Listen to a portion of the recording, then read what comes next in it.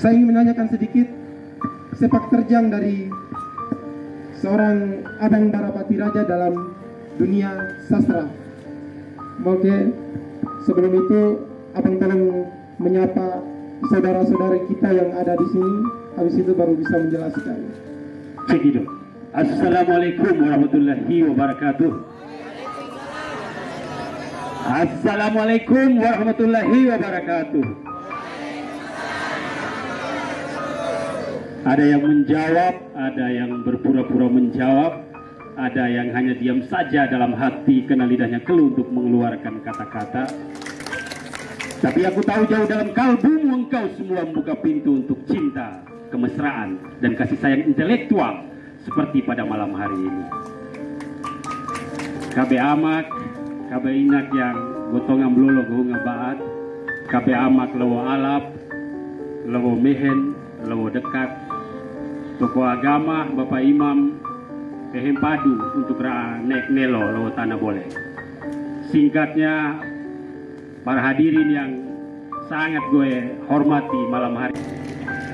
Gue pada suatu malam sekitar malam 4 April ya, jadi besoknya itu kejadian seroja, kedatangan 3 orang tamu dari Lewo Boleng, Pak Ketua Literasi Murim Boleng dan Ade Hazral ya, Asrul dan Faisal. Pertemuan malam itu menurut gue sangat magik ya. Kami ditimpa oleh hujan deras sampai tengah malam larut, lalu kemudian lahir sebuah tajuk Tanelo. Ini seperti sebuah panggilan semesta, karena memang keesokan harinya Adonara benar-benar Tanelo. Dan gue merinding ketika tadi ada Ketua Literasi memberikan sapaan dan gue ulang tema Tanelo. Gue flashback kembali tentang kenapa tema yang tidak garap Pirmawi tajuknya Tanelo. Apakah ini merupakan sebuah isyarat semesta? Walau alam disiap. Yang jelas, gue beri respect dan hormat yang setinggi-tingginya untuk anak-anak muda pemerkarsa di Tanah Boleng ini untuk memajukan generasi muda hari ini.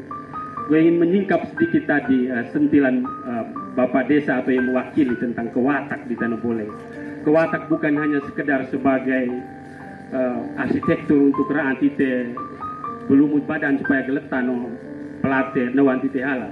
Tetapi kewatak adalah produk kebudayaan. Kewatak adalah pengetahuan. Jadi raya Amerika rande kewati, orang tua si Tanah Boleng tane kewatak kaya. Yakin dan percayalah ini, karena lo orang yang mori bintidela. Baru 200 tahun yang lalu raya berdiri menjadi satu negara yang maju. Ada 3 tahapan orang tua titem genang koda terhadap anak. Koda dalam bahasa ilmu pengetahuan itu disebut teori. Orang tua lam holot mari koda kiri. Makanya falsafah dasar orang Adonara menyatakan dalam sebuah tesa yang menurut gue sangat fundamental. Mata rodi koda, mori kodi koda. Hidup bermula dari kata, berakhir pada kata. Sesungguhnya ama Bapak Wangkai, koda adalah teori, koda adalah pengetahuan. Sehingga peradaban dunia ini tegak melalui 3 fase. Yang paling purba adalah orang menjelaskan seluruh realitas yang saya alami itu dengan narasi yang titip pihorong mite dan logos. Nah, mitologi itu bukan hanya sekedar cerita kosong sama Bapak, tapi itulah cara orang tua titip nolong menjelaskan peristiwa, menjelaskan semua gejala kehidupan. Lalu kemudian datang yang kedua narane agama, yang ketiga narane ilmu pengetahuan, dan yang keempat timur ini Bapak MC Toko Pehen produk biaya narane gadget, itu disebut dengan sains dan teknologi. Itulah dunia bergerak sama Bapak. Jadi mitologi yang orang tua kenal jangan dianggap sebagai sesuatu hayalan. Ada perbedaan yang signifikan sekali antara mitos dan tahayul. Itu 2 hal yang jauh berbeda. Kalau tahayul, anaweti hanya sekedar angan-angan yang tidak berpijak pada kebenaran realitas yang kita alami, tetapi kalau mitos tidak begitu. Gue rasa pengantar nite menjadi semacam curahan hati gue tentang kenapa gue sangat merinding, sangat punya panggilan yang sangat kuat untuk besok firman itu. Gue sebenarnya dalam keadaan sakit Bapak. Gue limak dekiwi lagi dalam keadaan cedera dan belum sembuh betul karena gue goka kecelakaan tunggal di Kupang. Tetapi gue ingat firman kami tobo di uram, hujan, badai dan segala macam. Maka Gogong kawan-kawan datang kunjungi emak bapak sebagai silaturahmi untuk saling menegakkan kasih sayang. Odo selalu dongengkan gue dengan cerita yang banyak sekali. Cerita tentang Lewotana, cerita tentang Sirah Nabawi dan segala macam, tetapi sudah ditransformasi dalam bahasa lama Holland. Dalam ilmu pengetahuan itu disebut dengan oral tradition atau tradisi tutur. Tite marin tutu koda. Nah, kreak pimurin ini turu tidak lagi di dalam buayan kasih sayang koda seperti itu, tapi returu di HP 5, returu di televisi AE, returu di game lolong. Ramak bapak juga tidak memberikan satu tradisi itu. Anak tidak pimurin disebut dengan generasi Z dan generasi milenial ini, itu seolah-olah bersaudari planet Ika sama bapak. Ayah ibu kebudayaan raya lama holot lo kaya. Ayah ibu kebudayaan raya game, anime dan segala macam. Nah, usia golden age itu atau usia emas itu sesungguhnya menjadi satu basic dasar pengetahuan. Makanya anak kalau mau jadi sesuatu didik raya hama atau baca puisi bilang sejak dari dini. Memiara bela kumi tawa kita tidak akan masuk. Karena disitulah transformasi pendidikan yang paling kuat dan hakiki. Pondasinya di situ letakkan. Nah, tradisi orang tua genang tutup koda itu di jauh kemudian hari baru gue sadari bahwa oh ternyata gue menjadi seorang pengarang, menjadi seorang penulis tidak terlepas dari peranan nenek-nenek raya yang sering tutup koda sebelum gue turun. Nah, gue berterima kasih sekali. Entah diboleh ini sama bapak mio turun miau anak kuliah letaknya sama bapak. Jangan sampai sama bapak saja kan begitu. Oke.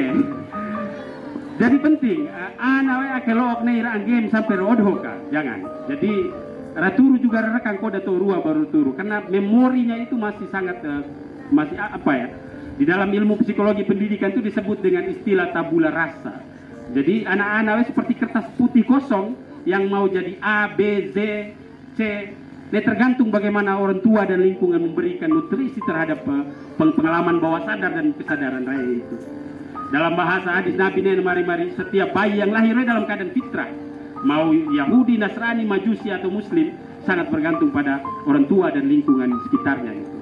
Sehingga karya-karyanya dalam masa depan tanah boleh bau karua rakyat yang bunga dan leba iki kewati lo tanah sehingga wadah literasi muring boleh ini bagi goe adalah satu kanal atau satu lokomotif atau satu megapon besar bagi tanah boleng untuk menggemakan suara-suara yang tidak hanya didengar di Adonara tetapi juga didengar di pelosok-pelosok yang lain. Maka bawa garua hogo ngulang kone rendikan no siti petima. Wati isa go Umar hogo baca ne, Usman hogo baca ne, Abu Bakar hogo baca ne. Terus Ali kena naik ke buku, na peragu kamakan turu. Rematukan jam 12 baru hogo baca Al-Fatihah montelo kulwala montelo Al-Quran letur tintau.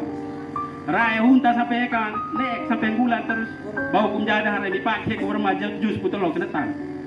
Abu Bakar ragu kota mereka empul rua, Umar mereka empulo, Utsman mereka empulo lema, Ali kini mereka jus putelo kargeta. Betir mari nanti mau peragu kamu rematu peragu baca kulwala montelo Al-Fatihah montelo juga mari-mari mau jus putelo.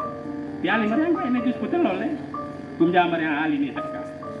Nah, cerita yang modern ini adalah bagaimana kecerdasan para aulia nolho mentransformasi ilmu pengetahuan itu ke dalam narasi lama holon. Nah, timurin ini toy dengan yang modern ini saya kemuti kai bapak mak. Nah, gue bawa ke ruang baru gue sadar, oh ternyata memang ini nolho tutu, ternyata ini tuh maknanya.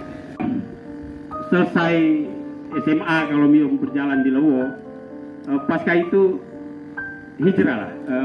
Dia pengetahuan di luar pupuk diri dengan pengetahuan dan balik ta iki sogatana lewatana ku kemuha lebih dekat gitu. Dengan apa? Dengan karya tentunya. Nah, karena persaingan dalam era global sekarang ini memang sangat luar biasa ya. Siapa yang menguasai data, dialah yang menguasai dunia. Jadi Mio jangan pernah putus asa untuk terus belajar. Nah, ilmu itu ada dua kata kuncinya, ada dua keywordnya. Menulis itu adalah mata kiri pengetahuan dan membaca adalah mata kanan pengetahuan. Nah, kalau tanpa ruang WT maka kita akan lumpuh dalam menilai dan mengukur segala sesuatu. Gue sebisa mungkin per hari 8 jam gue tidak pernah berhenti membaca. Sebisa mungkin. Dan waktu gue kuliah S1 di Jogja, cita-cita gue cuma tahu gue balik dari Jogja gue bisa bawa buku ribu sebagai persembahan dalam proses belajar gue. Yang gue mau hope dari hasil penulisan buku gue. Dari royalti buku itulah kan ongkos sendiri. Dari royalti buku itulah kan hope buku. Dan alhamdulillah setelah gue selesai tamat S1 gue balik ke buku ribu hanya dengan menggunakan hasil daripada menulis itu. Dan percayalah bahwa kekuatan kebudayaan itu akan punya bargaining position di mata state dan negara ini. Selama ini kan kalau di Indonesia atau di NTT orang nggak terlalu mandang yang namanya budayawan atau penyair ya. Tetapi kalau di luar sama Bapak, sekali kita pentas dalam konteks ekonomi kita punya penghasilan yang sangat luar biasa. Gue kemarin diundang oleh Bupati Lampung, Tubaba, hanya untuk randeng aku baca puisi saja dan 1 jam rapatnya gue juta 62. Baca puisi saja sama Bapak. Yang Twitter anggap sebagai sesuatu yang mungkin anak penghayal atau segala. Maksud gue menyebutkan ini agar supaya bahwa kalau mau konsisten di jalan mau aku yang mau tapaki dan mau yakini maka suatu saatnya akan membesarkan mau. Jadi bukan hanya soal politik, tetapi penting untuk menjadi intelektual, untuk menjadi cendekiawan, untuk menjadi budayawan dan menjadi penyair. Nah, melalui dunia kepenyairan juga, Ibu Koni Rahakundini Bakri yang tadi disebutkan sebagai pengamat militer Indonesia yang hari ini lagi berseteru kuat dengan Menhan Prabowo, memilih gue untuk menuliskan biografinya. Sebelumnya sudah ada 19 orang sama Bapak yang menawarkan untuk menuliskan biografinya, tapi saya tolak. Ketika gue masuk dengan pendekatan bahwa gue akan menuliskan biografi yang tidak dalam konteks normatif atau konvensional tapi menggunakan narasi sastra, maka saya langsung aja gue bara Rua Togo. Kira mah itu pate mau juta pulhiwa 3 bulan selesaikan buku gue. Dalam 3 bulan sama Bapak gue selesaikan buku Aku Adalah Peluru. Nah, adalah mantan istrinya Pangkostrat, Pak Jaja. Nah, jadi literasi Murimbolen ini gue harapkan benar bisa menjadi semacam pemantik awal sama Bapak untuk anak-anak Riak Murim sungguh-sungguh istiqomah di dalam menelurkan karyanya. Belajar kita, belajar tiada henti-hentinya dan yakin percayalah bahwa suatu saat kamu akan menjadi matahari dimanapun. Thank you.